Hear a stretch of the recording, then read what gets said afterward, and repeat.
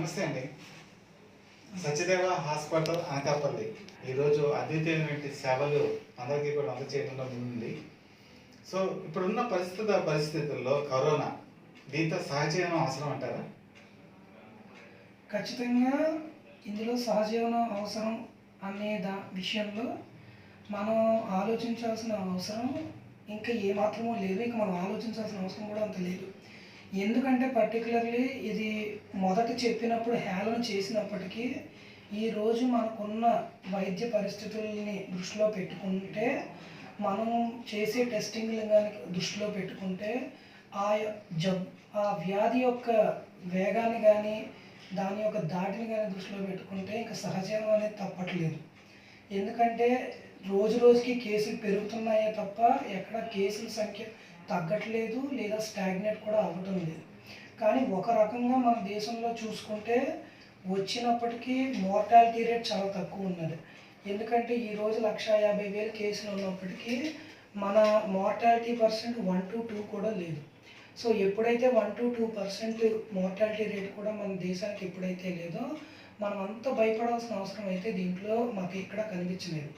అయితే వచ్చిన 150,000 కేసుల్లో ఆల్రెడీ 67,000 కేసులు రికవర్ అయిపోయాయి. అండ్ యాక్టివ్గా ఉన్న కేసులు హార్డ్లీ 83,000 కేసెస్ ఉన్నాయి. అండ్ ఈ యాక్టివ్గా ఉన్న 83,000 కేసెస్ నుంచి ఇంకా కొత్త కేసులు ఏమైనా రావాలేమో అవి చూడాలి.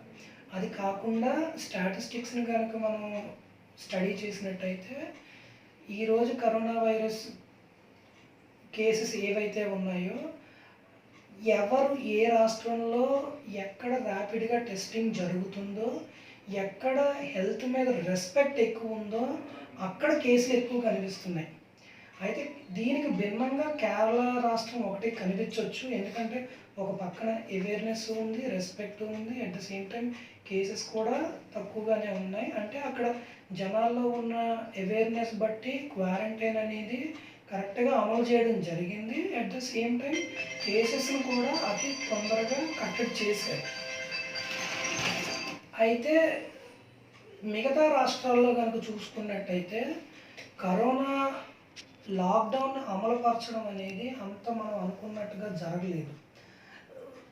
జరుగుతున్నది అని అనుకుంటున్నది ప్రభుత్వాలు అయినప్పటికీ, పాటిస్తున్నాం అనుకున్నది ప్రజలు అవుతున్నప్పటికీ కేసులు ఎందుకు పెరుగుతున్నాయి అనేది మనం వివరంలోకి వెళ్తే, అసలు ఈ పొద్దున్న పూట రిలాక్సేషన్ ఇచ్చి సాయంత్రం పూట ఏమో లాక్డౌన్లో పెట్టడం అనేది సైంటిఫికల్లీ ఎంతవరకు కోరిలేట్ అవుతుంది అనేది తెలియదు, మాకు అర్థం కాని విషయం. సోషల్ డిస్టెన్సింగ్ చెప్తున్నప్పటికీ జనాల్లో ఇంకా అవేర్నెస్ రావాలి, దీని గురించి ఇంకా వాళ్ళకి భయం ఉండాలి. కానీ వాళ్ళకి ఆ భయం అనేది లేదు. అది మనం క్లియర్లీ ట్రాఫిక్ని చూసినట్టయితే అది మనకు అర్థమవుతుంది. ఈ పొద్దున పూటలు చూడబోతుడికి ఎవరు సామాజిక దూరాన్ని పాటించరు, సాయంత్రం అవ్వబోతుడికి ఎవరు ఇల్లు దాటి బయటికి రావటం లేదు. సో ఈ పరిస్థితుల్లో కరోనాని ఎలా కట్టడి చేస్తాం? So it's a question that ఇది జరగంది, ఈ మనం కట్టడైతే మనం చేయలేము. ఎందుకంటే 135 కోట్ల భారతీయులు ఉన్న ఈ దేశంలో అంత తొందరగా ఒకరు చెప్పిన మాట అందరూ వినాలంటే కష్టం. సో అందుకని లాక్డౌన్ అమలు చేయడం అనేది కష్టంగా అవుతుందని మా ఉద్దేశం. సో ఇంకా సహజీవనం అనేది ఇంకా మనం చేసేయాల్సి వస్తుంది దీంతో పాటు. సో వస్తే ఏం చేయాలి, వస్తే ఏం రూల్స్ పాటించాలి అన్నది మాత్రం మనకు అవసరం. అలాగే చర్చించుకున్న విషయాల్లో మాకు అర్థమైంది ఏంటంటే, లాక్డౌన్ అమలు టైంలో ఉన్నప్పుడు అందరూ శానిటైజర్లు వాడండి, మాస్కులు వాడండి, ఇవన్నీ వాడమంటున్నారు. ఒకవేళ నిజంగా కరోనా వైరస్సే మనకు అంటుకున్నట్టయితే మనం ఏం చేయాలి? అప్పుడు మనం రిసోర్సెస్ ఎలా, అసలు యూటిలైజేషన్ ఆఫ్ రిసోర్సెస్ అనేది చాలా ఇంపార్టెంట్. అది నీడ్ ఫర్ ది హవర్ ఎప్పుడు మనకి కావాలి, ముందు ఎలాంటివి వాడాలి. ఆల్రెడీ సెంట్రల్ ప్రభుత్వం చెప్పింది, అరే మరి ఈ డిస్పోజబుల్ మాస్కులు అవసరం లేదు, క్లాత్ ధరించండి, నిజంగా వచ్చినప్పుడు అయితే ఈ డిస్పోజబుల్ మాస్కులు కానీ N95 కానీ వాడచ్చు అని చెప్తుంది. కానీ చూసినట్టయితే జనాలు భయంతో ఉన్నంతసేపు N95 మాస్కులు ఇలాంటివన్నీ కొనుక్కొని డబ్బులు చెలువుడిగా ఖర్చు పెట్టి, తర్వాత ఇప్పుడు అవసరమైన టైంలోనేమో ఖర్చు పెట్టకుండా జరుగుతుంది. ఎందుకంటే ఒకప్పుడు కేసులు చూస్తే ఇండియాలో హార్డ్లీ 5,000 to 10,000 కేసెస్ కూడా లేవు మొదటి లాక్డౌన్ అయ్యేటప్పటికి. ఈరోజు చూస్తే అసలు 1,50,000 పైన ఉన్నాయంటే లిటరల్లీ జనాలకు భయం వేయచ్చు. కానీ డాక్టర్లకు ఏం అర్థమైంది అని అంటే ఒకవేళ వచ్చినప్పటికీ ప్రాణాపాయం అంత కనిపించలేదు, మనం మేనేజ్ చేయగలం. అంటే సపోర్టివ్ కన్సర్వేటివ్ మేనేజ్మెంట్లో అన్ని కేసెస్ కూడా బాగానే ఇంప్రూవ్ అయ్యి ఇంటికి వెళ్తున్నారు. అంటే ఇప్పుడు ప్రాణాపాయం తగ్గింది అంటే అవకాశాలు తగ్గాయని చెప్పాను. Yeah. అంటే ఇప్పుడు చైనా నుంచి కనుక ఇది ప్రపంచ దేశాలకు వ్యాప్తి చెందింది. యా, ఆ వైరస్ ఇండియాకి వచ్చేప్పటికి వీక్ అయిందంటారా? That's good question. అంటే వైరస్ అనేది ఎప్పుడు కూడా అండి ఒక మనిషికి ఇన్ఫెక్ట్ అయిన తర్వాత పర్సన్ టు పర్సన్ ట్రాన్స్ఫర్ అయ్యేటప్పుడు వైరస్ స్ట్రాండ్ మారుతుంది. అది ఆ స్ట్రాండ్ ఎందుకు మారుతుంది అంటే మనిషి యొక్క డిఎన్ఏ బట్టి మన జెనెటిక్ డిఎన్ఏలోకి వెళ్తున్నప్పుడు నా దగ్గర నుంచి ఇంకొక దగ్గరికి వెళ్ళేటప్పుడు ఆ జెనెటిక్ ట్రాన్స్ఫర్మేషన్ అనేది జరుగుతుంది. సో వైరస్ దాన్ని అక్యుములేట్ చేస్తుంది అనమాట. అది చేయడం వల్ల మన ఇండియాకి వచ్చేటప్పటికి 5-6 స్ట్రెయిన్లు వచ్చినాయి. సో ఇందులో less virulent strain, more virulent strain ఉంటాయి. అంటే ఇప్పటిదాకా ఐసీఎంఆర్ మనకి చెప్పిందంతా ఏంటంటే లెస్ విరులెంట్ స్ట్రెయిన్ అనేది ఇండియాకి వచ్చింది, హై విరులెంట్ స్ట్రెయిన్ అనేది మన దేశానికి ఇంకా అంతగా రాలేదు. సో దానివల్ల మనం సేఫర్ సైడ్ ఉన్నామని మన వాళ్ళందరూ నమ్ముతున్నది. అయితే మీ నుంచి మరిన్ని వివరాలు తీసుకునే ముందు షార్ట్ బ్రేక్ తర్వాత మళ్ళా కార్యక్రమంలోకి. అండ్ ఇప్పుడు ఇమ్యూనిటీ సిస్టమ్ కనుక ఎవరికైతే ఉంటుందో ఈ కరోనా ఎఫెక్ట్ కూడా చాలా తక్కువగా ఉంటుందని చెప్పి నిపుణులు భావిస్తున్నారు. సో మనం తీసుకునే ఫుడ్ విషయంలో అంటే ఇమ్యూనిటీ బాగా పెరిగే ఫుడ్ ఏదైనా కనుక మీరు సజెస్ట్ చేస్తే మన ప్రేక్షకులు మరియు వీక్షకులకు కూడా చాలా వరకు ఉపయోగకరంగా ఉంటుంది. సార్ అంటే రిగార్డింగ్ దిస్ ఇమ్యూన్ సిస్టమ్, అంటే నేను రుమటాలజీ ప్రాక్టీస్ చేస్తూ ఆల్మోస్ట్ ఇప్పటికి ఒక 4 years అవుతుంది, 4 to 5 years. ఇందులో నేను తెలుసుకున్నది ఏంటంటే సర్వసాధారణంగా మేము ఆటో ఇమ్యూన్ డిసీజెస్తో డీల్ చేస్తాం. ఆటో ఇమ్యూన్ డిసీజెస్ ఎందుకు వస్తాయి అని మేము అంటే నా పర్స్పెక్టివ్ నుంచి నేను చూసింది అయితే అసలు చిన్నప్పటి నుంచి ఈ ఫుడ్ ఎంచుతారు చూడండి సార్. అంటే నేను ఆకుకూరలు తిన్ను, నేను వంకాయ కూర తిన్ను, నేను అరటికాయ తిన్ను, నేను కాకరకాయ తిన్ను, నేను బీరకాయ తిన్ను అని చెప్పేవాళ్ళు. ఇమ్యూన్ డెఫిషియన్సీస్ ఉంటాయి సార్. ఎందుకంటే రిక్వైర్డ్ విటమిన్స్ అండ్ మినరల్స్ రావు. కొంతమంది నాన్ వెజ్ తినకపోవచ్చు, కొంతమంది వెజిటేరియన్ ఫుడ్స్లో తినచ్చు, కొంతమంది పప్పు, బంగాళదుంప, చికెన్ మాత్రమే తినచ్చు. సో దీనివల్ల ఫస్ట్ ఆఫ్ ఆల్ అది ఇమ్యూనిటీలో ఇంబ్యాలెన్స్ అనేది ఉంటుంది, నెంబర్ 1. నెంబర్ 2, చాలామంది తల్లులు గమనించాల్సిన విషయం ఏంటంటే డెలివరీ ముందు అంటే ప్రెగ్నెంట్ అయిన తర్వాత ప్రతి ఒక్కరు calcium tablet, B complex syrup, folic acid tablet వేసుకుంటారు. కాల్షియం టాబ్లెట్, బి కాంప్లెక్స్ని, ఫోలిక్ యాసిడ్ ఎందుకు వేసుకుంటాము? ఫోలిక్ యాసిడ్ వేసుకోవడం వల్ల బేబీకి ఎటువంటి లోపాలు రాకూడదని, కాల్షియం వేసుకోవడం వల్ల గ్రోత్ బాగుండాలని, బి కాంప్లెక్స్ వేసుకోవడం వల్ల మనకి కొంచెం పౌష్టిక విలువలు అనేవి వస్తాయి అని చెప్పి మనం వేసుకోమంటాం. డెలివరీ అయిపోయిన తర్వాత కూడా ప్రతి ఒక్కరు సంవత్సరం పాటు వాడాలి. ఎందుకు వాడాలి? ఎందుకంటే వాళ్ళు ఆ టైంలో మదర్స్ మిల్క్ అనేది బేబీకి వెళ్తుంది. మదర్స్ మిల్క్ బేబీకి వెళ్తున్నప్పుడు లాజిక్గా ఆలోచిస్తే ఈవిడ సారం పుట్టబోయే పిల్లోడికి ఇస్తుంది. ఫర్ ఎగ్జాంపుల్ ఈవిడ సరిగ్గా తినకపోతే ఈవిడ శక్తిహీనంగా ఉన్న మిల్క్ మళ్ళీ బేబీకి ఇస్తే రేపు పొద్దున్న బేబీ శక్తిహీనవంతుడు కానీ శక్తిహీనవంతుడు కానీ అవడా. This was our question and this is what we are trying to teach or bring awareness in every parent or kid or any younger generation people. దయచేసి అన్నీ తినండి అని చెప్తాము. ఈ కాల్షియం టాబ్లెట్ సంవత్సరం పాటు వాడమంటాం. And no mother who has recently delivered is using treatment for 1 year. ఇంకోటి వీళ్ళు ఇవేవి వాడకుండా అందరూ ఈ మధ్య సీ సెక్షన్స్ చాలా విపరీతంగా పెరిగినాయి. సిజేరియన్ సెక్షన్స్ పెరిగినప్పుడు తల్లులేమో తర్వాత వాళ్ళ బ్లడ్ తగ్గిపోతుంది. సీ సెక్షన్లో ఏమవుతుందంటే 1 liter బ్లడ్ లాస్ ఉంటుంది. అప్పుడు 3 grams ఆఫ్ ఎనిమిక్ అయిపోతారు వాళ్ళ బాడీలోంచి. ఆ టైంలో వీళ్ళేమో అదే ఎనిమిక్ మదర్స్ పోయి పిల్లలకు పాలిస్తున్నారు. ఆ పిల్లలే లేటర్ 10-15 years తర్వాత నాకు ఆస్తమా వచ్చిందనో, ఎలర్జీస్ వస్తున్నాయనో, కీళ్ళ నొప్పులు వస్తున్నాయనో, అవి వస్తున్నాయనో, ఇవి వస్తున్నాయనో చెప్తున్నారు. సో మేము ఎప్పుడైతే డేటా తీసుకుంటున్నామో వీళ్ళు ఇమ్యూనిటీ సిస్టంలో చాలా వీక్గా ఉన్నవాళ్ళు. ఇక్కడ మొదలవుతుంది సార్ ప్రక్రియ. ఎప్పుడైతే ఈ 15-16 years రాబోతుడికి women mainly particularly ladies sector దగ్గర రాబోతుడికి post puberty lots of thyroid cases చూస్తున్నాం. అంటే ఆయాసంతో వస్తారు, ఆందోళనతో వస్తారు, జుట్టు ఊడిపోతుందని వస్తారు, పాలిపోతుందని వస్తారు. తీరా చూస్తే థైరాయిడ్ ఎక్కువ ఉంటుంది. ఈ థైరాయిడ్లో 3 కాంపోనెంట్స్ ఉంటాయి, T3, T4, TSH అని. చాలామంది TSH అంటే కేవలం థైరాయిడ్ గ్లాండ్కి మాత్రమే సంబంధించింది అనుకుంటారు, but not, which reflects working of the pituitary gland in our brain.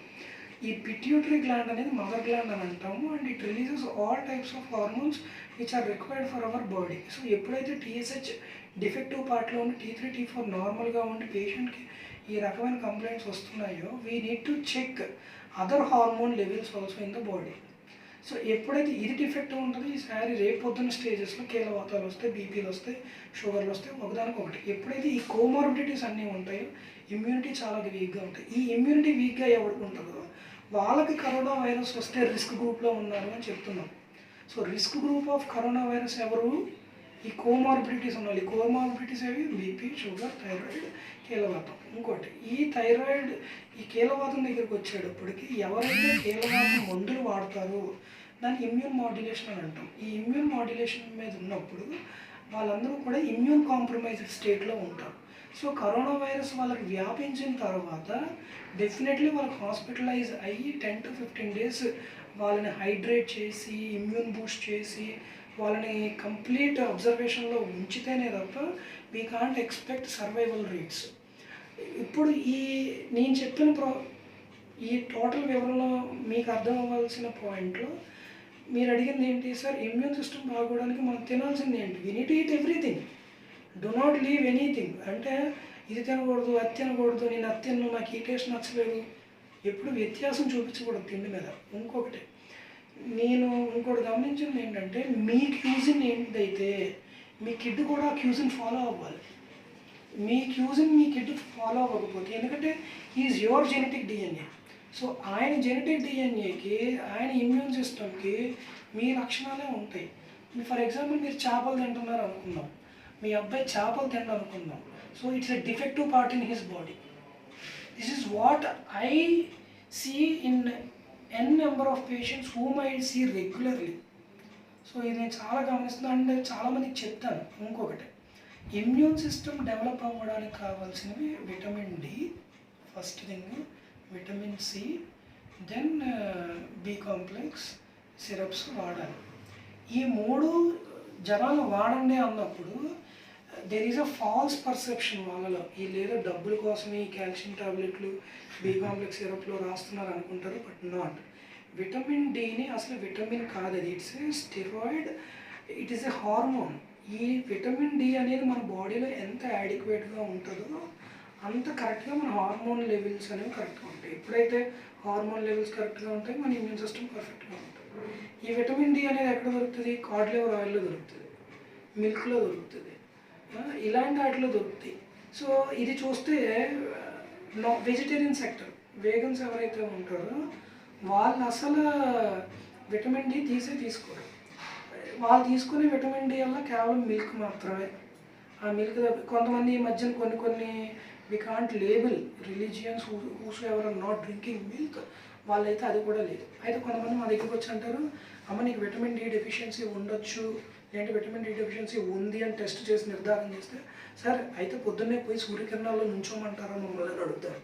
అమ్మ దయచేసి మీరు విటమిన్ డి ఉన్న ఫుడ్ తినలేనప్పుడు మీరు సూర్యకిరణాల్లోకి వెళ్ళి నుంచున్నప్పటికీ మీకేం విటమిన్ డి వచ్చేది. ఎందుకంటే మనం విటమిన్ డి ఉన్న ఫుడ్ తిన్నప్పుడు మీలోకి inactive form of vitamin D వెళ్తుంది, అది స్కిన్ సెల్స్లో డిపాజిట్ అవుతుంది. తర్వాత మీరు సూర్యకిరణాల్లోకి వెళ్ళి నుంచున్నప్పుడు ఈ స్కిన్ సెల్స్లో ఏదైతే డిపాజిట్ అయిన inactive form of vitamin D active form of vitamin D కింద కన్వర్ట్ అవుతుంది. సో ఎప్పుడైతే కన్వర్ట్ అవుతుందో అప్పుడు మన బాడీలో ఆల్ ద హార్మోనల్ రెగ్యులేషన్ అనేది జరుగుతుంది. ఈ విషయం గురించి ఇంతకుముందు రీసెర్చర్స్లో కూడా చెప్పారు. Vitamin D is lots of risk factor for all the chronic ailments. ఈరోజు వస్తున్న కీలవాతం అవ్వచ్చు, స్ట్రోకే అవ్వచ్చు, బీపీలే అవ్వచ్చు, షుగర్లే అవ్వచ్చు. We need to check the levels of vitamin D and B12 very much, and every one has to take the foods which are rich in vitamin D and vitamin B12. ఇది చాలా చక్కగా చెప్పారండి. ఎందుకంటే ఈరోజు ఏ ఫుడ్ కనుక తీసుకుంటే immunity పెరుగుతుందో మీ సమాధానంలో చాలా విశ్లేషణ చాలా బాగుంది. అయితే ఏంటంటే మెడికల్గా కనుక చూస్తే కరోనా ఒక పక్కన పెడితే డయాగ్నోస్టిక్ సెంటర్స్ ఈరోజు డయాగ్నోస్టిక్ సెంటర్స్ రాష్ట్ర వ్యాప్తంగా చాలా చోట్ల చాలా రకాలుగా ఈ వ్యాధి ఏదైతే ఉందో దాన్ని ఐడెంటిఫై చేయడానికి ఉపయోగపడుతుంది. అయితే చాలా చోట్ల ఈ రేడియాలజిస్టులు పూర్తి స్థాయిలో లేకపోవటం, ఎస్, ఆ తర్వాత వాటిని ఏంటంటే వేరే చోటికి పంపించడం. అంటే మీరు ఆన్లైన్లో అనుకోండి, అవును ఆన్లైన్లో రేడియాలజిస్ట్కి పంపిస్తారు. అవును అక్కడ వాళ్ళేమో దాన్ని పరిశీలించి రిపోర్ట్ ఇస్తారు. అవును ఇక్కడ ఆపరేషన్ చేయాల్సి ఉంటుంది. అవును ఆపరేషన్ చేసిన తర్వాత మీలాంటి డాక్టర్స్కి అనుమానం వస్తుంది. అవును మీరు ఇక్కడ రేడియాలజిస్ట్ ఉంటారు కాబట్టి ఆన్లైన్లో వాళ్ళు ఎక్కడో బిజీగా ఉంటారు. అవును ఆ సందేహం వచ్చినప్పుడు మీరు వాళ్ళు కనుక్కోవాలన్నా చాలా ఇబ్బంది ఎదుర్కొంటుంది. అవును. సో వీటికి సొల్యూషన్ ఏంటంటారు? అసలు డయాగ్నోస్టిక్ సెంటర్స్ ఈ అప్రూవల్ తీసుకొని ప్రారంభించిన తర్వాత ఎటువంటి విధి విధానాలు వాళ్ళు అవలంబించాలి, ఏ సేవలు అందిస్తే బాగుంటుంది మీ అభిప్రాయపడుతుంది? కృష్ణప్రసాద్ సార్, అంటే మీకు ఈ క్వశ్చన్ ఎక్కడి నుంచి వచ్చిందో నాకు తెలియదు కానీ this is a perfect burning question currently. అంటే అసలు ఈ టెలి రిపోర్టింగ్ అనేది కానీ టెలిమెడిసిన్ అనేది కానీ కరెక్టా రాంగ్ అని అడిగితే I'm so much against telemedicine or tele reporting. Why?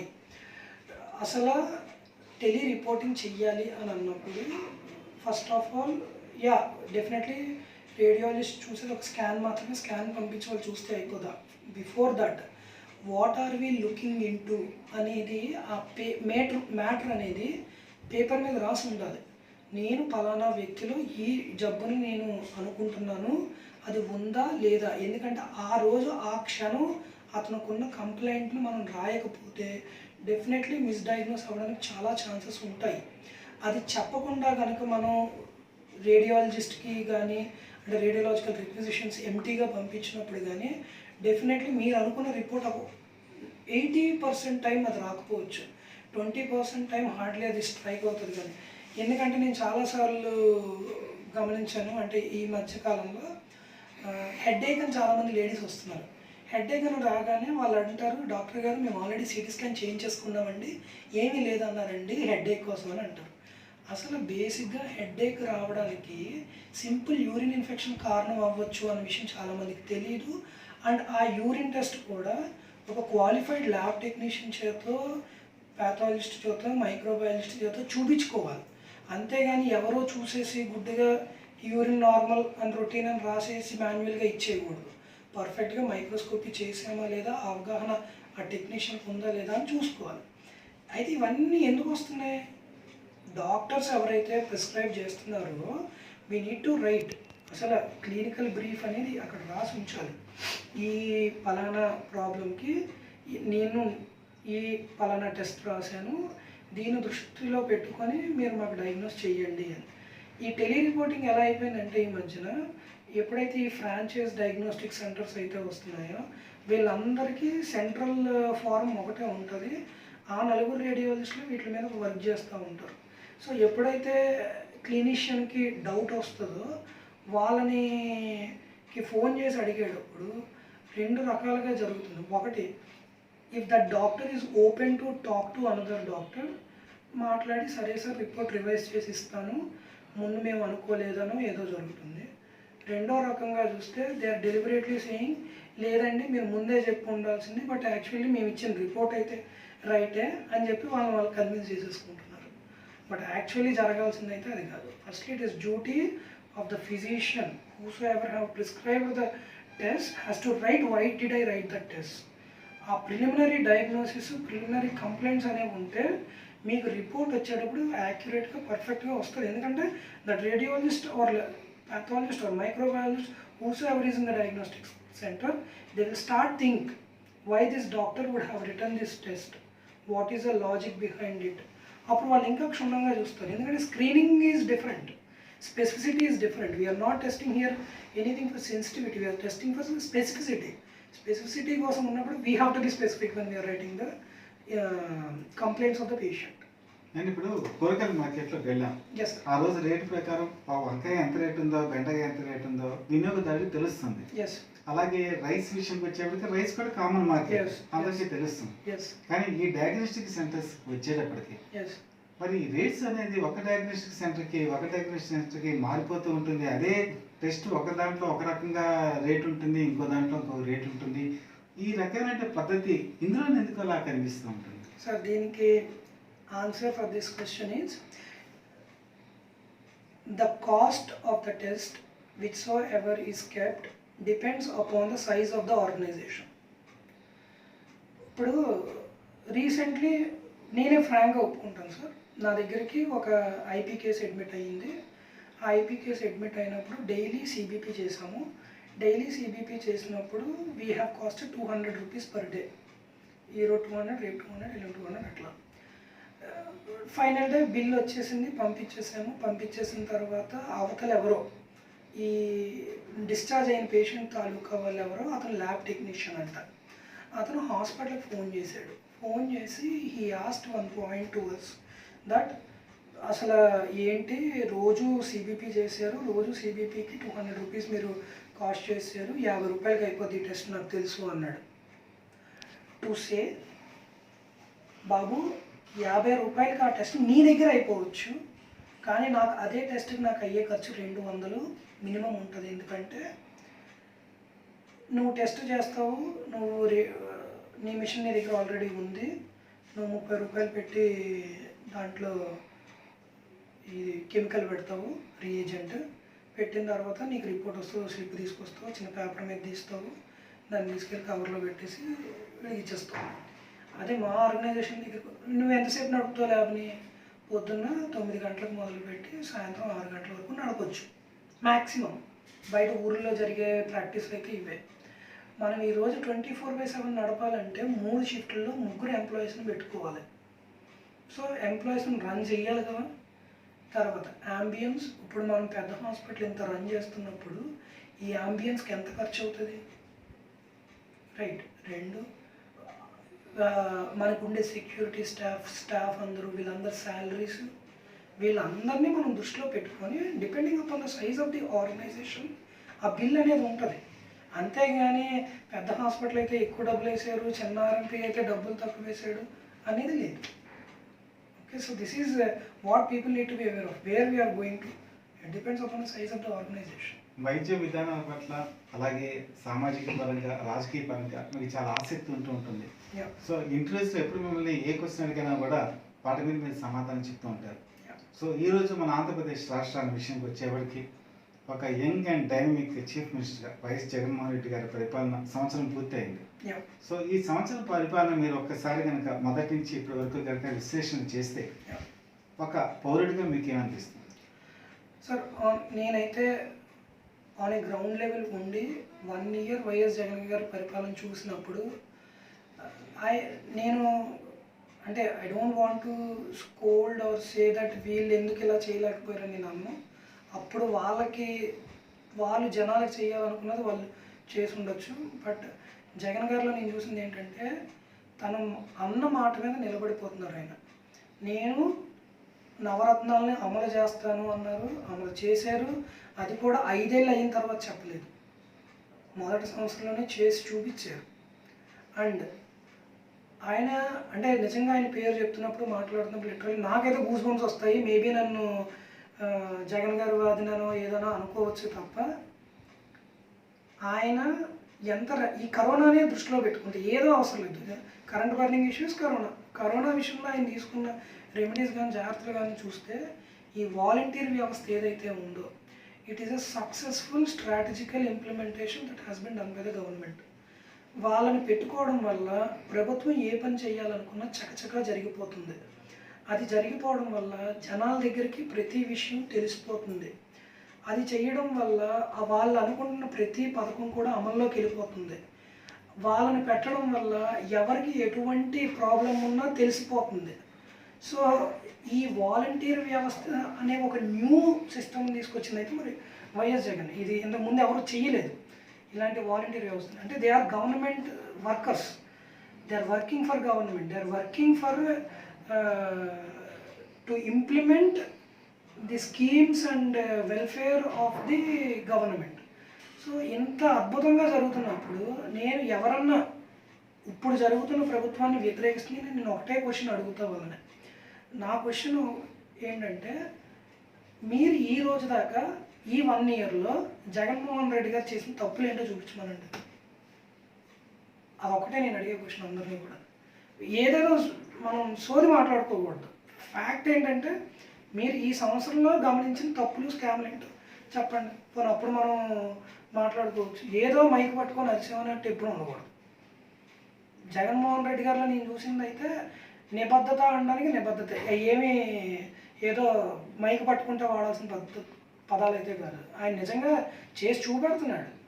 1 year will hope that next 4 years also he will do and will wish him all the best.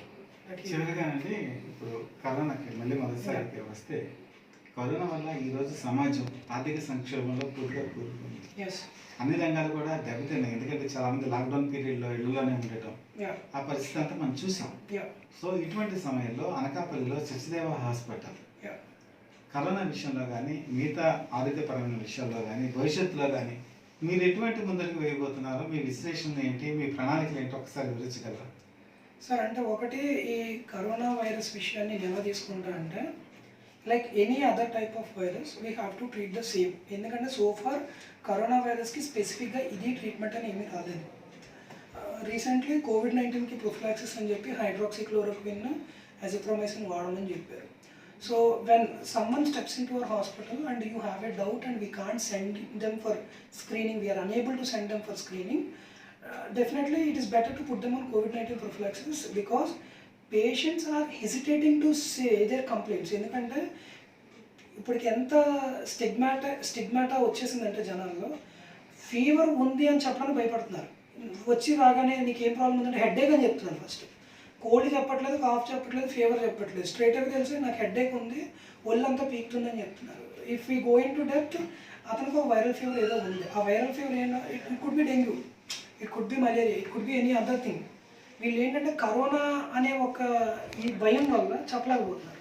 So నేనేమంటే భయపడాల్సిన అవసరం లేదు. ఒకవేళ కేసు వస్తే మనం స్వచ్ఛందంగా ముందుకు వచ్చి నాకు ఈ ప్రాబ్లం ఉందని డయాగ్నోస్ చేసుకుంటే definitely every one is ready to treat. ఒకవేళ నాకు వచ్చినా కూడా what I will do, I will take the prophylaxis, I will take the supportive conservative management and every one is living happily. మీకు ఎందుకు చెప్పే కదా, mortality rate is very less. when mortality rate is very less, why to worry? And ఇండియాలో వెంటిలేటర్లు ఎక్కిన కేసులు మరీ తక్కువ. అమెరికాలో ఏదో మీడియాలో చూపించేదాన్ని మనం ఎక్కువగా కంగారు పడిపోకుండా అది అవేర్నెస్ కోసమే అని మనం తీసుకుంటే బాగుంటుంది. మన వాళ్ళు ఎలా అంటే అయితే కంగారు పడిపోతారు, లేదంటే కంప్లీట్గా రిలాక్స్ అయిపోతారు. సో సత్యదేవ్ హాస్పిటల్ విషయం దగ్గరకు వచ్చినప్పుడు నేనేమనుకుంటున్నా అంటే అవర్ డోర్స్ ఆర్ 24/7 ఓపెన్. ఎవరు వచ్చినా కానీ ఎలాంటి కేసు అయినా కానీ we are ready to handle the case. It is not about corona or spreading it from 1 to 1. We will definitely take care of the patient. మేము ఆ ధైర్యంతో ఉన్నాము. పేషెంట్స్ ఎవరన్నా వస్తే మా టీం కూడా రెడీగానే ఉంది. ఈవెన్ మా నర్సెస్ కానీ మా వర్కింగ్ స్టాఫ్ కానీ they are really doing brilliant. అసలు 60 రోజుల్లో సార్ ఒక్కరు సెలవు పెట్టలేదు. లిటరలీ ఇక్కడే వండుకున్నారు, ఇక్కడే తిన్నారు, ఇక్కడే పడుకున్నారు, 60 రోజులు హాస్పిటల్లోనే ఉన్నారు. This is how our staff are very dedicated towards the health care or serving the needy. ప్రతి రంగంలో కూడా యంగ్ అండ్ డైనమిక్ పర్సన్స్ ఉంటారు, ఏ ఫీల్డ్లో తీసుకున్నారు. సో విద్యారంగంలో కానీ వైద్య రంగంలో కానీ ఇలా చాలా ఫీల్డ్స్. వైద్య రంగంలో మీరు అవలంబిస్తున్న తీరు, వేస్తున్న అడుగులు ప్రతి మందికి కూడా ఆదర్శప్రాయంగా ఉంటున్నాయి. సో ఈ వరవడితో మీరు ముందుకు సాగాలని కోరుకుంటూ ఈ సమయాన్ని వెచ్చించిన మీకు మా ఛానల్స్ తరఫున హృదయపూర్వకమైన ధన్యవాదాలు. Thank you very much sir.